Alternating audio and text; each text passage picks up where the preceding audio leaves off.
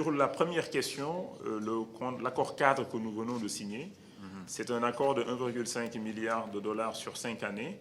C'est essentiellement focalisé sur les énergies, sur les industries, mais également sur l'agriculture.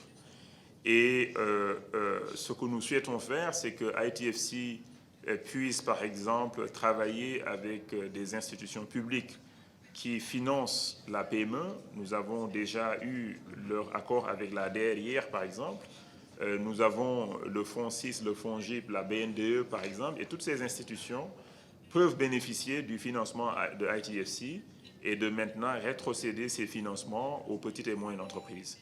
La dernière question sur le volet transformation est extrêmement importante parce que c'est avec la valeur ajoutée créée par la transformation que nous allons créer de la richesse et surtout créer des emplois. Parce que quand on transforme ailleurs nos matières premières, c'est comme par exemple exporter des emplois.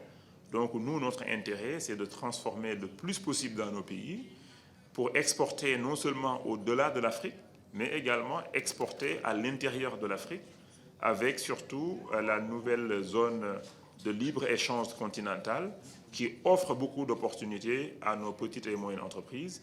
Et le volet financement, l'accès au financement est un souci. Et nous espérons donc qu'avec cet accord, il y aura plus de fluidité, plus de liquidité, plus d'opportunités, de crédit pour les petites et moyennes entreprises. À ce stade, nous n'avons pas désigné des montants pour les secteurs, mais nous savons que ces 3 secteurs sont les secteurs phares. Et comme vous le savez, cela toujours prend du temps d'identifier et d'avoir des projets donc, qui répondent à tous les critères. On n'exclut pas qu'un secteur prenne la majorité du financement, parce qu'en fait, ce sera peut-être ce secteur qui aura présenté plus de projets qui répondent aux critères de financement. Voilà, l'agriculture, donc les énergies et les industries. Et tous ces secteurs-là, les secteurs de l'énergie, c'est secteur central, sans son développement, tous les autres secteurs ne peuvent pas prospérer. Donc il est évident que ce secteur va jouer un rôle extrêmement important. Maintenant, sur l'agriculture et les industries, pour nous, c'est extrêmement important parce que c'est une opportunité de créer plus d'emplois, beaucoup d'emplois, surtout dans l'agriculture, mais également de pouvoir ajouter de la valeur ajoutée, donc avoir de la valeur ajoutée en industrialisant, en essayant de transformer le plus possible ces produits agricoles, donc produits localement.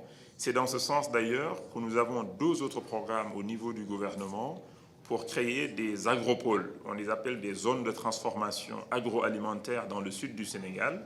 Le groupe de la BID, donc, qui est le parent donc, de ITFC, est un partenaire stratégique de ce projet dans le sud. Et il y a également un agropole dans le nord avec la Banque africaine de développement. Mais nous voulons également mettre une autre zone de transformation agroalimentaire dans le centre également. Tout ça, c'est créer des emplois, produire localement, transformer localement, créer les emplois localement, créer la richesse localement pour permettre aux populations donc d'être sédentarisées là où elles habitent en fait vraiment, de ne pas tout le temps aller dans les villes. Merci.